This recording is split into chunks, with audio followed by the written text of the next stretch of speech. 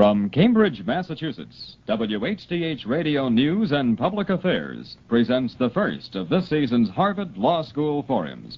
Tonight, we bring you recorded highlights of the address by Madame Ngo Dinh Nhu. And now to the moderator of tonight's forum, Mr. Henry J. Steiner. The South China Sea, and to whose west lie the states of Laos and Cambodia. I shall sketch for you very, very briefly some of the bare-bones facts which I probably can assume are familiar ground as background to our talks this evening.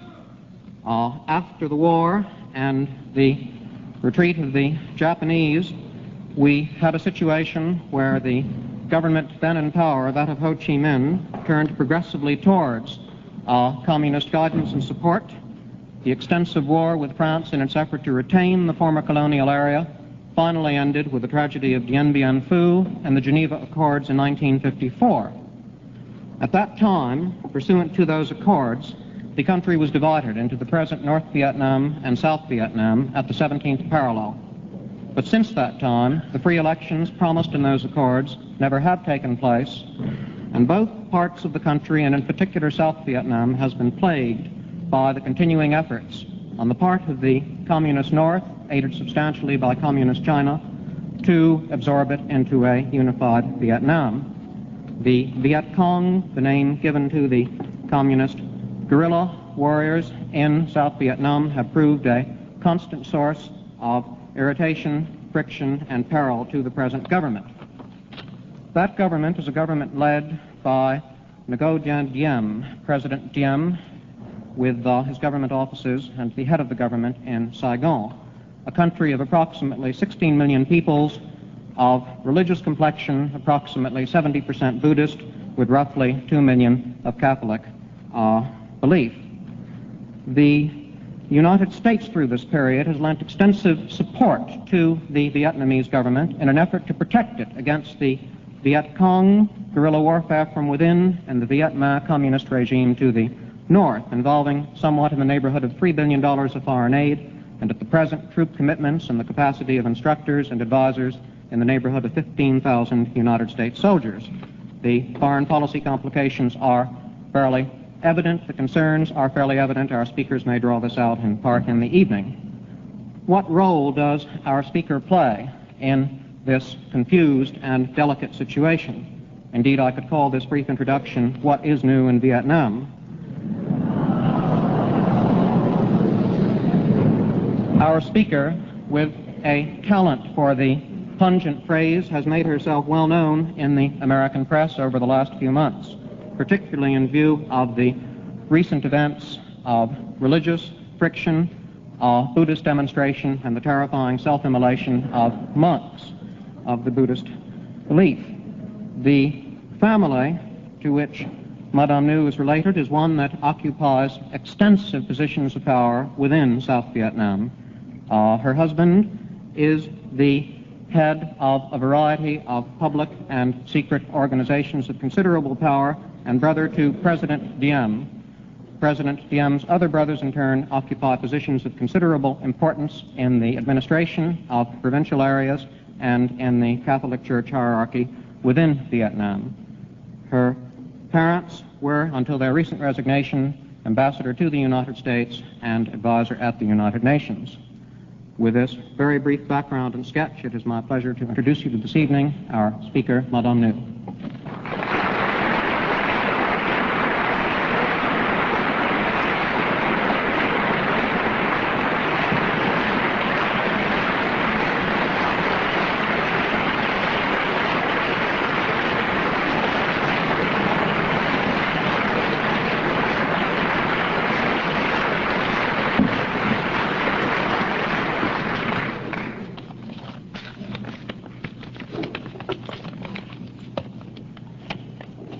Ladies, gentlemen,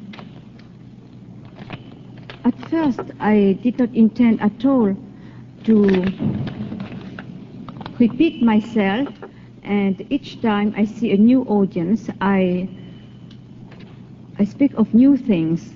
But I have received so many letters of people who protest, saying that why I have not said this and that, while in fact I have already said them and it was not published enough.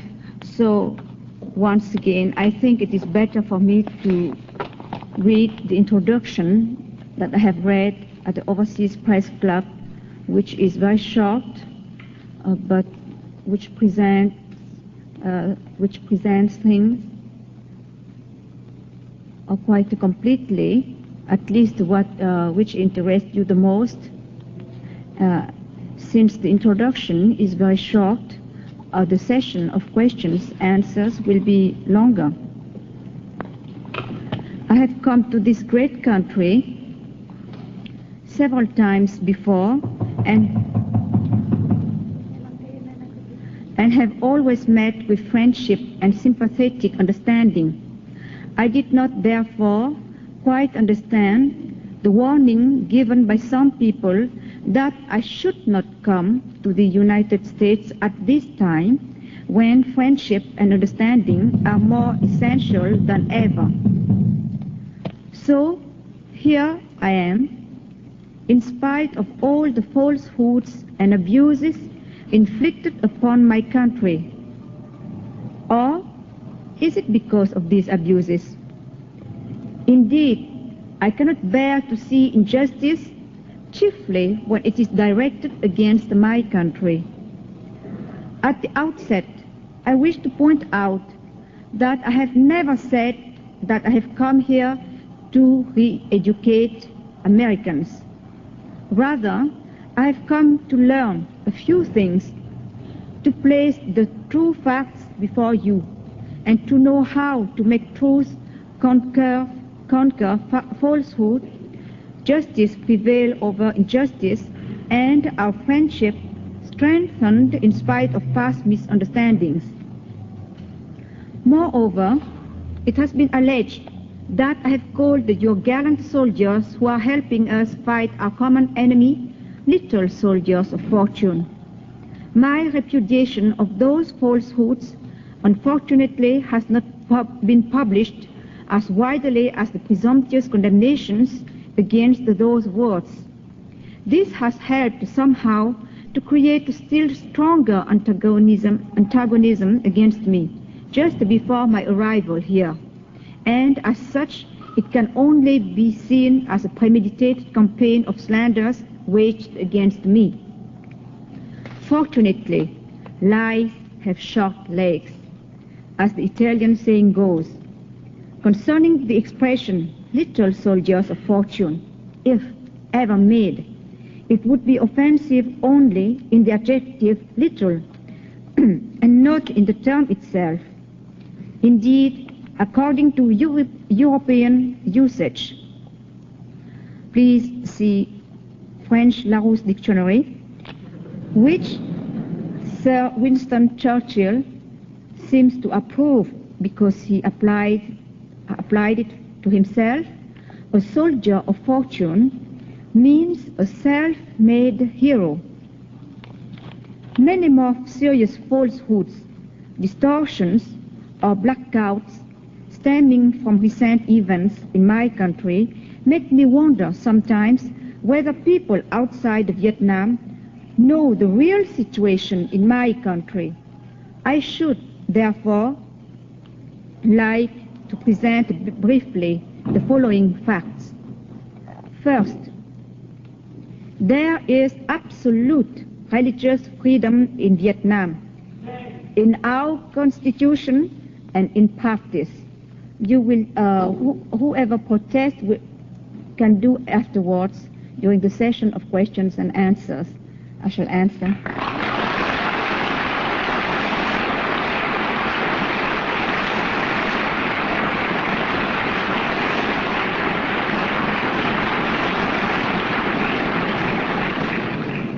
Secondly, there is no discrimination against any religion. Thirdly, while religious flags are respected, the law requires, as in the United States, that the national flag should have precedence on all public occasions. It is inadmissible, especially in a country at war, to allow anyone to use this as a source of pretext to create disorder under the cloak of defending religious liberty. Fourthly, the few misguided men and women who were burned to death in recent weeks were all victims of incitement. A similar example can be found in India, where sati still occurs sometimes, provoked by incitement, although it is against the law. I think that you all know here what is a sati. When a woman, incited either by her own family, incited either or by the family of her husband, or even by the public of the village, incites her to jump in the fire and to die with the corpse of the husband. Fifth, the communists have exploited this for political purposes because they know that they are fast losing the war in Vietnam and are desperate to use any means they can to discredit us, to sow dissension among the Allies and delay the communist defeat. Fancy sitters who take great care to shelter themselves in foreign countries while the fight goes on are now excited with the prospect of robbing easily others of the fruits of victory. These people, speculating on the troubled situation, thought they could get what they wanted without regard for the national interests, which they have so far ignored.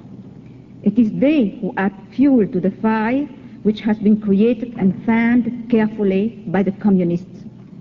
Sixth, in spite of all that opposition common to all countries, but which is criminal in Vietnam because it often turns into treason helped by foreign elements, Vietnam is winning her war against international communism. Vietnam is indeed the only country which is actively fighting communism on the battlefield. In this, we are grateful for the material help and support we have received from you, our friends.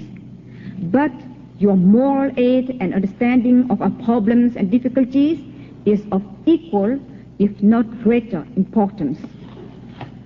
Certain people may have, in their exuberance, seen only the sensational side of things and have created an exaggerated and alarming impression of the situation in Vietnam. This could only mislead the more people into making harmful evaluations and drawing unfair conclusions, which may suit those exaggerations, but surely not reality. It was therefore necessary for the Vietnamese to prick the balloon of falsehoods, which the international communist propaganda network and some misguided sections of the Western press inflated with glee. It was therefore necessary for us to tell the world what the real situation was and how bravely and successfully we are fighting our common enemy. Thus, facts have proven stronger than fiction. But that is no reason to condemn those who have pricked the balloon. Indeed, as I repeatedly say, to err is human, but to persevere is diabolical. It is with the object of understanding each other that I have made the first steps and come here today. A few of my reactions which have made headlines were due, I assure you, more to sorrow than anger, much less to cruelty, and not at all to publicity hunger. The proof of this is in my behavior with the press corps, behavior which has always been helpful as much as I can, but never demagogue. On the other hand, to say that I'm making an all-out propaganda tour is not true either, for I am satisfied to answer questions and only to people who wish to hear me. In fact, I have never wanted, nor do I want now, to enter into polemics or battle with you or any others who may have come here especially for that purpose. Indeed, I only wish to place the facts before you and request that the truth be told and justice done. Thank you.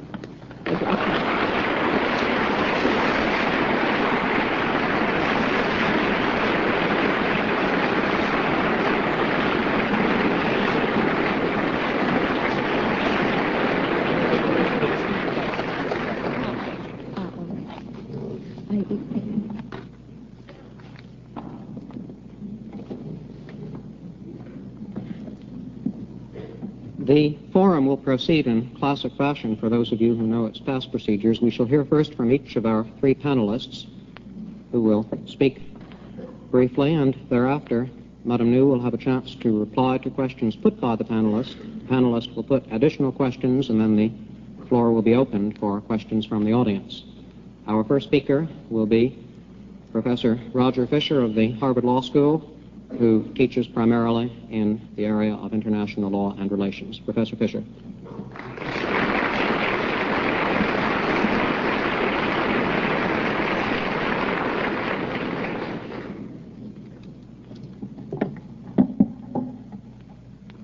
Mr. Chairman, Madam New, ladies and gentlemen, we have just finished a short story reminding me of the Lady or the Tiger.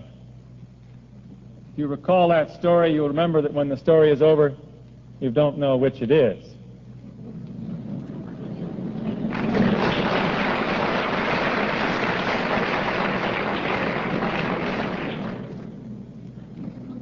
In her speeches to us here and elsewhere, she has tended to present her audience and her critics with two choices. Either we debate her on questions of fact, or we accept her facts and operate on those assumptions. Those of us aware of the difficulty of fact, we are likely to qualify our statements. We are likely to say that reporters in whose judgment we have great confidence give information tending to support the following conclusion. We are faced, and those who have tried such an approach are faced with a categorical statement that there is no religious persecution whatever in South Vietnam. We will say that a large number of people in the government of the United States and elsewhere are seriously concerned that the policies which the government of Mr. Diem are pursuing are a mistake and are losing support of people whose support is necessary to win the war. We are faced with a categorical statement of a leading citizen of the country saying that is not so. By putting a bold front on categorical statements, Madame New tends to win any public confrontation in circumstances of this kind. For myself, I reject both the alternatives which she has handed us. I choose not to debate her on questions of fact. I choose not to accept her factual statements as being an accurate characterization of the situation in South Vietnam. Although she is here tonight, we have other witnesses. We have, over months, read the testimony of a large segment of the Western press. We have seen the reports of our government officials. We have seen the conduct of the foreign minister of Vietnam, who resigned in protest of the religious persecution, shaving his head as a Buddhist. We have the resignation of the ambassador of South Vietnam to the United States in protest of his government's policy of persecution. We've had the resignation of the Vietnamese advisor at the United Nations in protest of the government's policy. We have the all but unanimous view that in South Vietnam today, a family clique is ruling in dictatorial fashion, suppressing criticism of the government, eliminating political opposition, and regarding the war as primarily one to keep them in power. Conclusions differ among us here in this country as to whether the situation is hopeless or whether it is still worth working with the government in power. No one, I repeat, no one that I've seen, no responsible voice, has given us a report comparable to the one we have just heard tonight.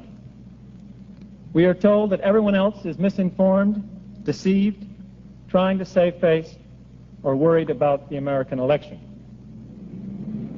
If we come to identifying biased witnesses, I find no witness more biased than Madame New here. Biased from her position, she is fighting for her very political life, and she is one of the leading, most important women in politics in the world today.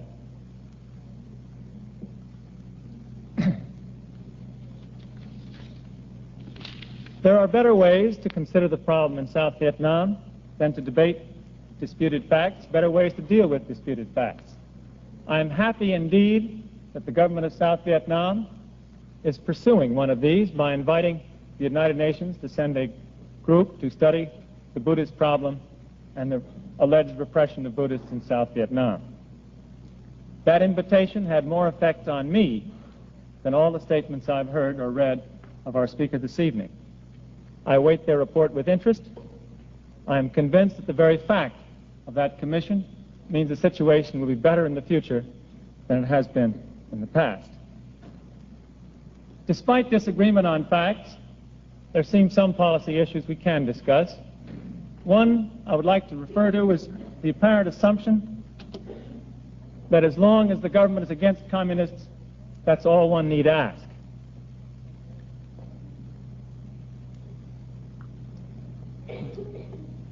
But communism is bad not because it's called communism. It's bad because it suppresses freedom, and because once such a government is established, there's a serious risk that it will be kept in power against the will of the people by aid from a foreign government. When we look at Vietnam today, we have to compare the alternatives, and we are running a risk that we are helping keep a government in power against the majority of the will of the people, that we are keeping a government in power that may be suppressing freedom. I will not quarrel with her statement the situation in South Vietnam is more favorable and would exist if the communists were in control. But that's not my standard of judgment of a country I wish to be identified with or support. I think we can ask more, and I think we have our duty to use our influence to see that more is done. This leads to the second kind of policy question, which seems to me involved without getting into the detailed facts. This is the problem of intervention. I've read statements in the press that Madame New does not know what we want the government to do. There were some indirect hints given, but no one has told the government what the United States wants.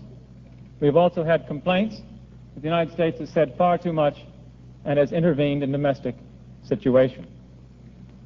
It is a difficult situation for both sides when we are paying approximately half or more of the budget of South Vietnam to work out the proper jurisdictions of whose problem belongs to whom and where our legitimate interests begin.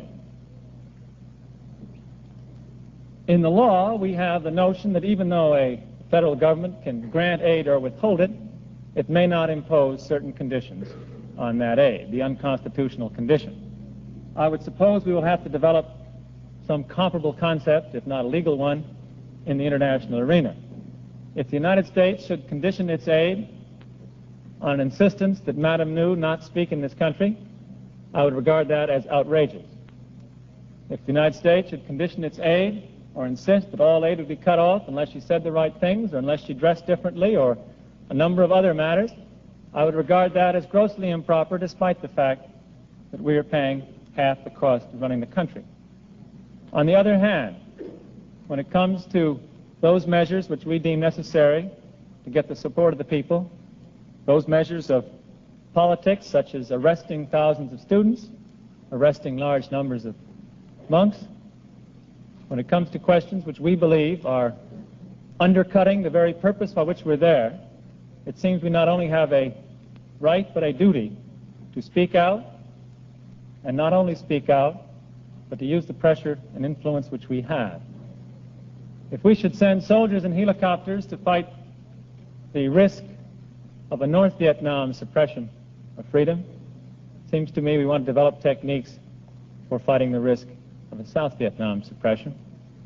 And this is a problem where we are, unfortunately or fortunately, we are partners, but we have differences. I think it is valuable that Madame New comes to this country. I think I would be doing her less than the courtesy she deserves without speaking as freely as I have, the way she has spoken here. Thank you.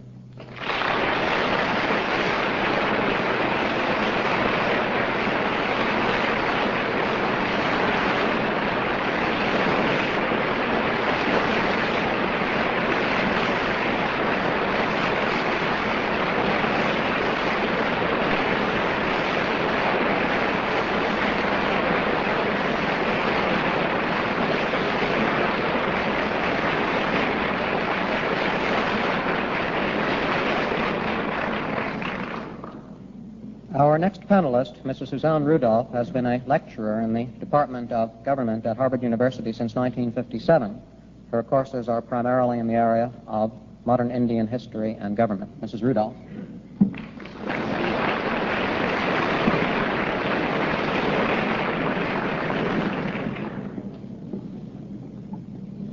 In some ways, I would find this a more cheerful occasion if it were possible for Madame New and myself to discuss the very considerable contributions which she has made to what I think is usually referred to as female emancipation. The legislation which she piloted through on concubinage and polygamy, I think, are issues on which we could agree.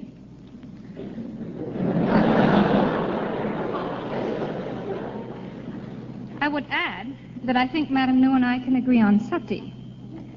But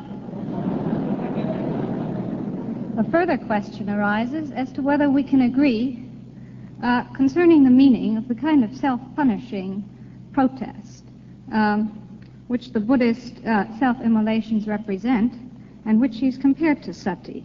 In some ways, I think this is a mistake, because a honorable and old tradition of political protest in Asia is a little different from the self-immolation of wives and the funeral pyres of their husbands.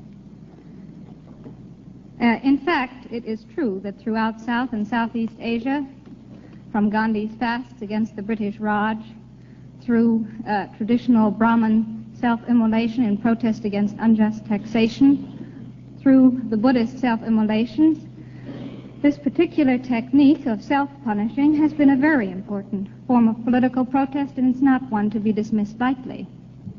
The difficulty with the Buddhist use of it in South Vietnam is essentially this. It's a technique which depends on the assumption that the rulers against whom it is directed have a conscience which will respond to the technique.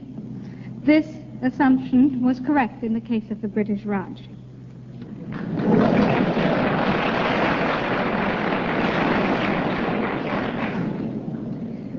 Let me turn to one or two other problems which are of a more political sort, or rather which touch more nearly on American policy with respect to Vietnam. We've recently been assured by the military team under Mr. McNamara's direction that by 1964 we can expect some kind of breakthrough in what is called the South Vietnamese War. And this reassurance rests, to a very large extent, on further assurances by General Harkins on the scene to the military mission. I think that it may be well for American policy to entertain some skepticism concerning this estimate. In 1960, the head of the then MAG Commission in South Vietnam Military Advisory Group advised the Mansfield Committee that the military advisory group could be wound up in the most immediate future. At that time, I assume that our military people had some reason for making such an estimate, but as the estimate that time was overly optimistic, I think we need to be a little skeptical about the more recent estimate. And we need indeed to ask a rather fundamental question of our South Vietnam policy. And that fundamental question is, can this war be won?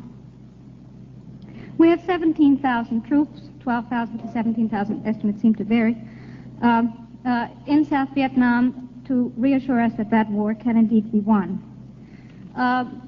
We find that in recent years American policy with respect to guerrilla warfare has been formulated in such a way that we are more directly in touch, more directly coming to grips with the guerrilla techniques of warfare there involved. But to some extent, we have reassured ourselves on the basis that after 12 bitter years in Malaya, where a similar kind of dirty war went on, the war or the contest was fought to some kind of successful conclusion. The Malaya analogy has comforted us, and perhaps unfortunately so. There are several fallacies in the picture. First of all, it seems that there's a simple geographic difficulty here. Malaya, unlike Vietnam, did not offer what some people have called an active sanctuary to the guerrillas. The South Vietnamese guerrillas are perpetually in the position where they can indeed melt into the North Vietnamese border. And this is a condition which will not disappear. It is a condition which was not approximated in Malaya.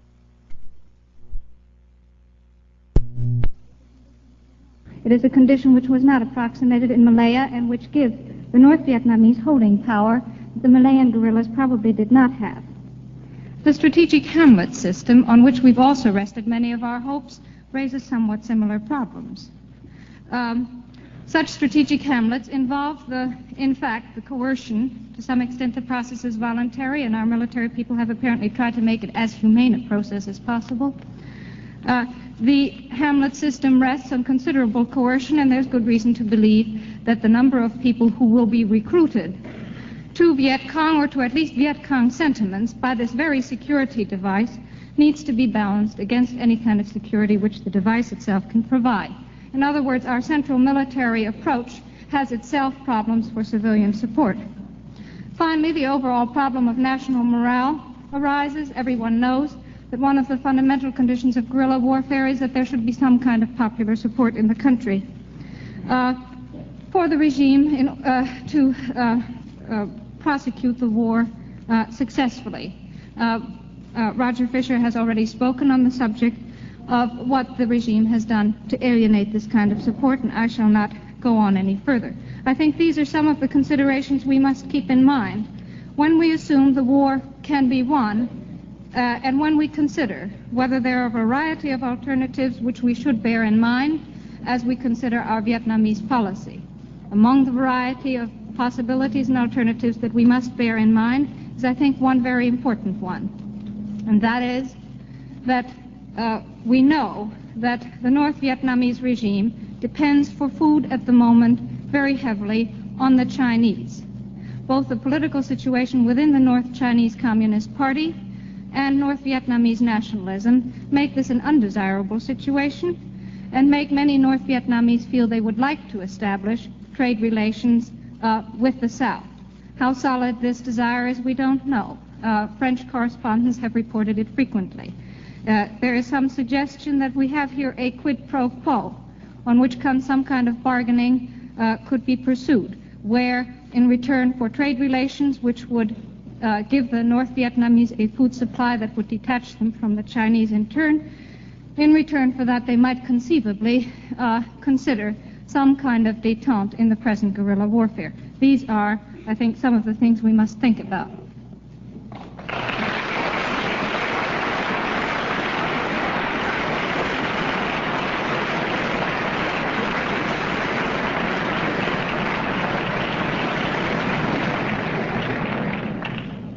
Our final panelist is Professor Stanley Hoffman of the Harvard Government Department. Professor Hoffman teaches primarily in the field of international law and modern European history and government.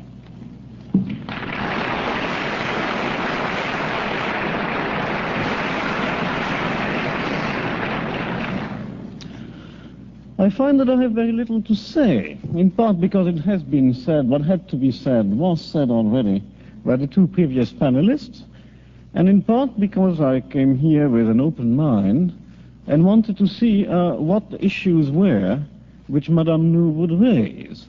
And I find that there are no issues. Obviously, everything we have been reading about in recent months has been a fabrication.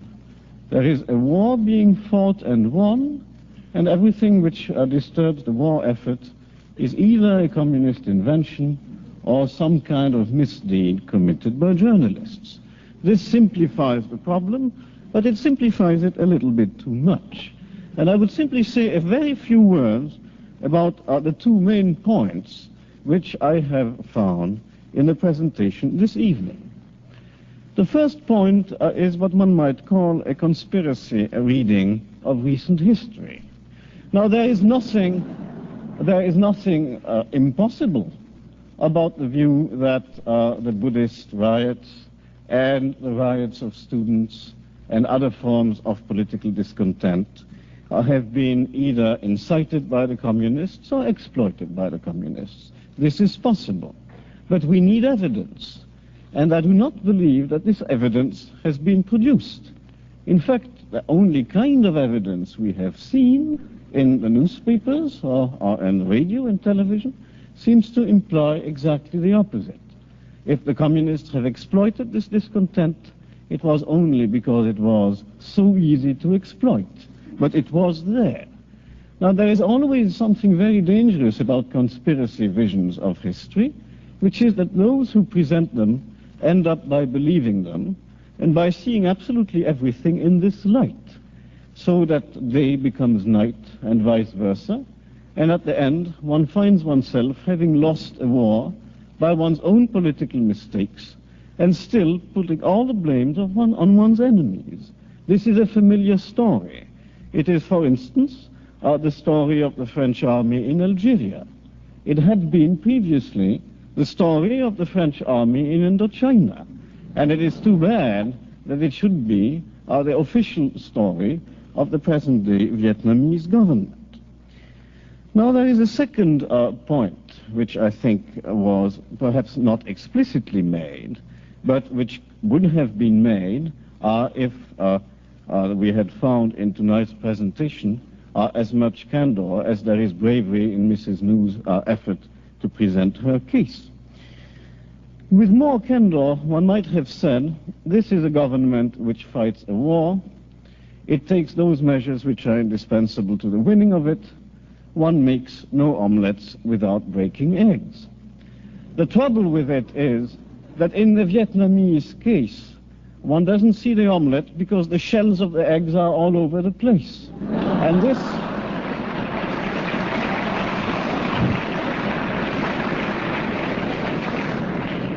this is simply no method for winning a war. We have the same enemy, we have the same immediate objective at least, but we can differ about methods. It is perfectly true that a government at war cannot resort to pure democracy and tolerate absolute freedom, but there comes a point when the restrictions imposed on freedoms are such that the government defeats its own cause. And I am afraid that this is exactly what is happening at present in Vietnam. If this were not the case, why would it be so difficult for political opposition to express itself? Why would it be so difficult for the president himself to keep some of the promises he had made to the Buddhists in the early phases of the crisis? Why is it necessary to treat high school students and university students the way they have been treated? Well, these are simply a few questions which I thought had to be raised. There is one sentence of Mrs. New's presentation with which I heartily agree. To err is human, to persevere is diabolical.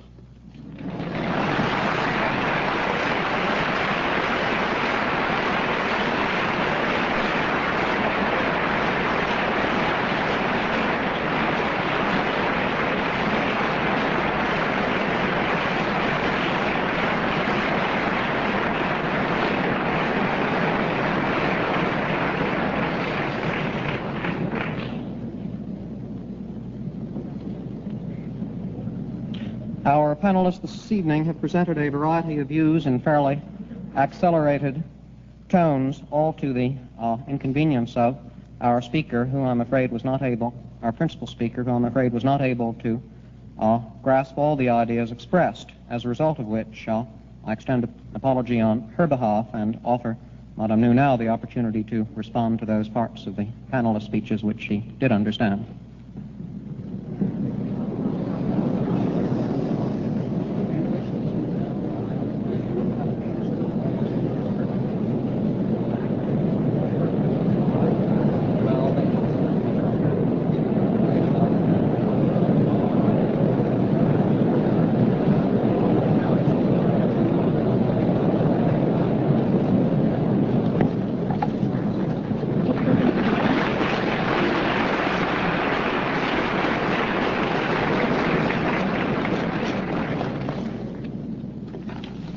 I'm awfully sorry not to be able to follow all the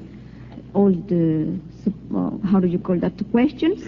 In fact, I believe that it will be a session of questions, answers, and I shall answer to each question. But I didn't know that tonight I'm supposed to speak, but there are many people who speak with me.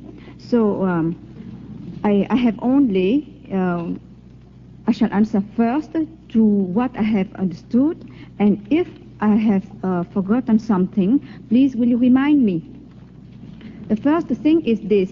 I hear that it is several times repeated that the Buddhist is a majority of 70%. So far I have heard the 85%, sometimes it is 90%. Today I am amazed that at Harvard you give only 70%. About this I shall answer together with all the questions concerning that so-called Buddhist affair.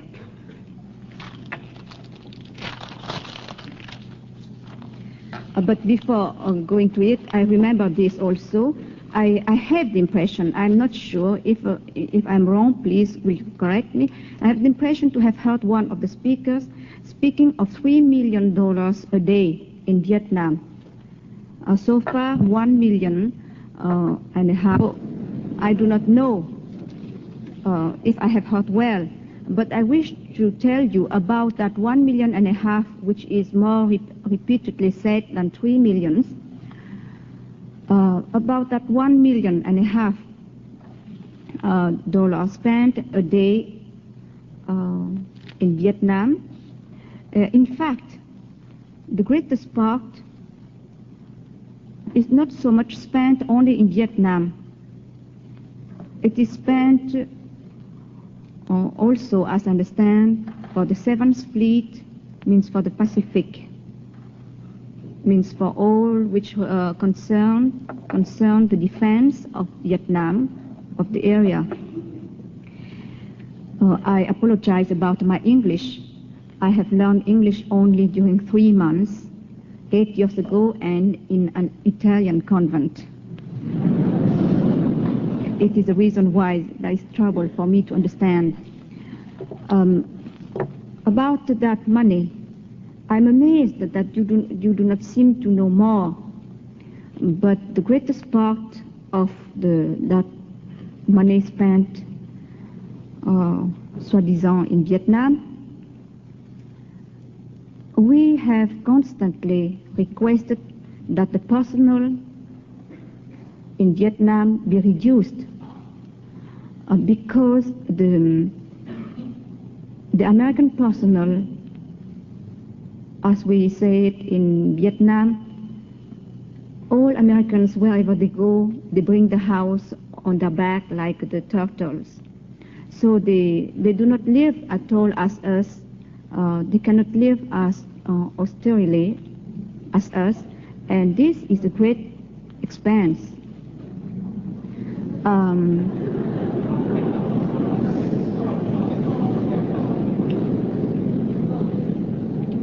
Last year already, to show that the situation has improved, we started to request the personnel to be reduced.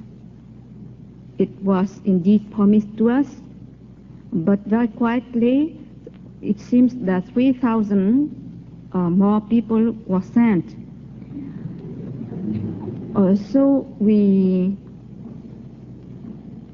were chiefly very amazed and puzzled, because what which seems to us just a move, just a gesture of good faith, proving that your money is not wasted, that the move to reduce the personnel would be taken as a progress of the war, of the situation. We were very amazed that that request from us was immediately besmirched in your press, chiefly in Washington Post, as a position of anti-Americanism and a kind of American go home. so we did not insist because of that campaign which started when we requested the reduction of the personnel. For the rest, which is spent in Vietnam, much is spent for the war effort. And for it, I must say that there are too many people who believe that the American aid arrives in Vietnam in big bags full of dollars, and that the president of Vietnam gives to each of his brothers every day what he likes. This is absolutely false. Your money is between your hands, and you control it entirely. We don't have anything to do with it. What is given to us is also under your own control. And for this, I wish you to remember that the Vietnamese people are very proud indeed. And it is because they are very proud that for 2 years already, they think they do their best to win this war, the sooner the better, and to replace and to reduce the aid as much as they can. But we are really sorry to see that each move where we want to show our good faith is always besmirched. And here I want you to know that we do not intend at all to drag on the aid indefinitely, and that when we accepted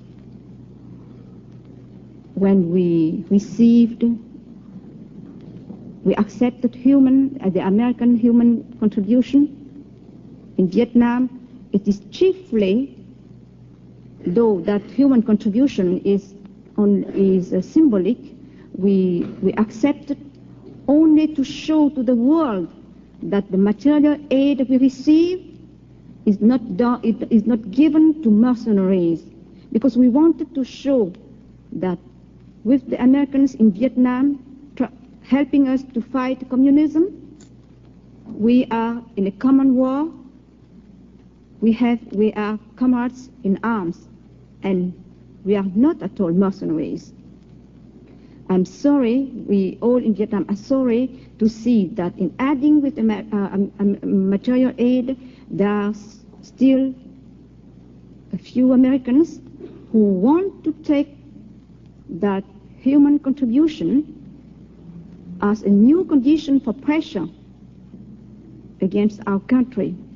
And here I want to make it clear that already last year we wanted to reduce that just to please you, and never because we out of anti-Americanism. Now,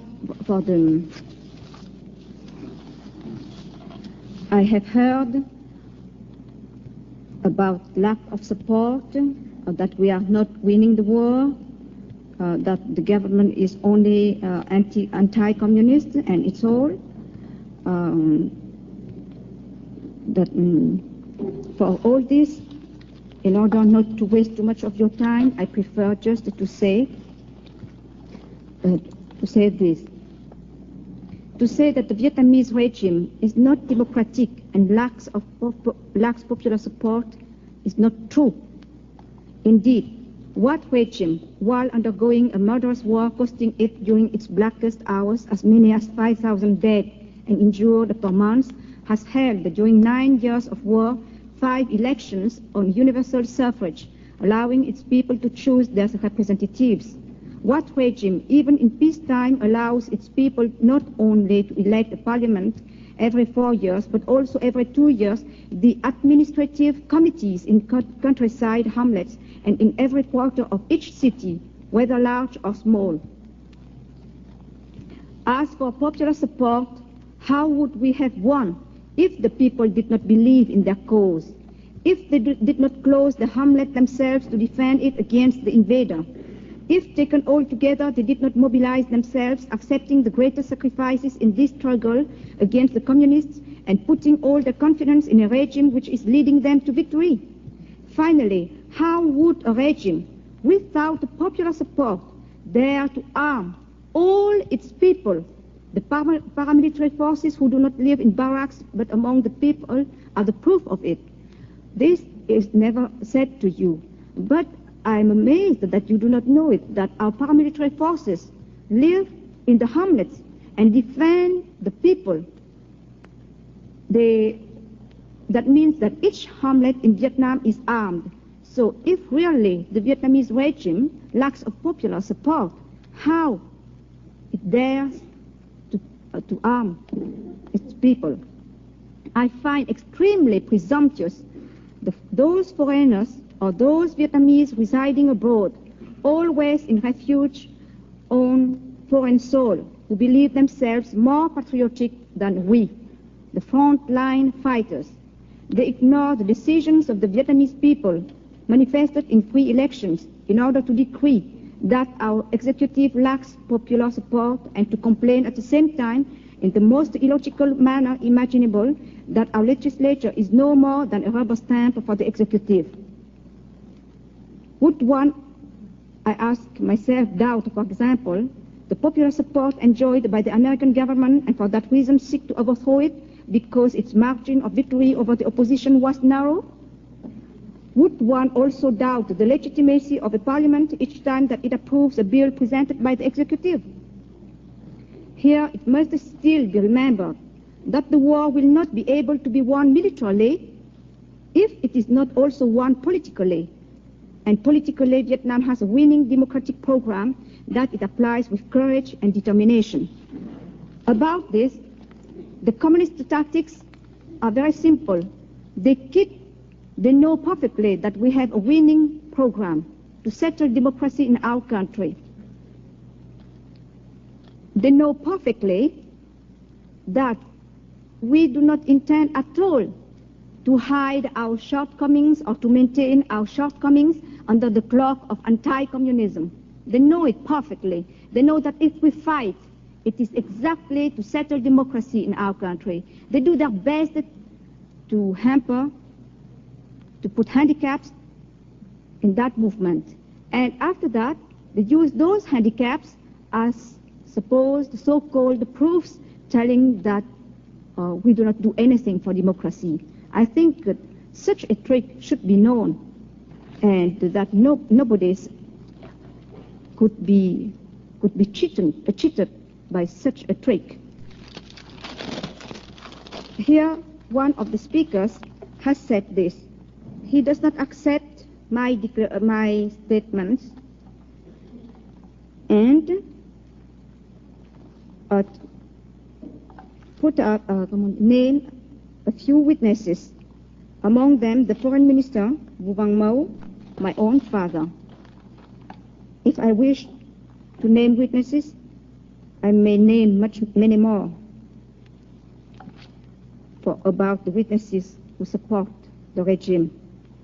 But I think that if one rely on declarations of so-called prominent people, in that case, the list of prominent people who support the Vietnamese regime is without doubt much more important. It is said here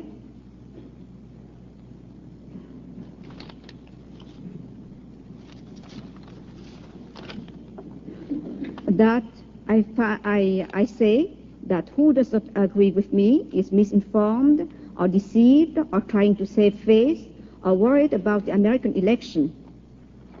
If witnesses are biased, the most biased are surely is surely myself. It is said also that the only thing which can I shall quote, there are better ways of dealing with disputed facts than debate. And I'm pleased that the government of South You have been listening to recorded highlights of the first of this season's Harvard Law School forums. The principal speaker this evening was Madame Ngo Dinh Nhu of South Vietnam. The guest panel included Professor Robert Fisher, Mrs. Suzanne Rudolph, and Professor Stanley Hoffman. The moderator was Mr. Henry J. Steiner. The Harvard Law School Forum has been a presentation of WHDH Radio News and Public Affairs.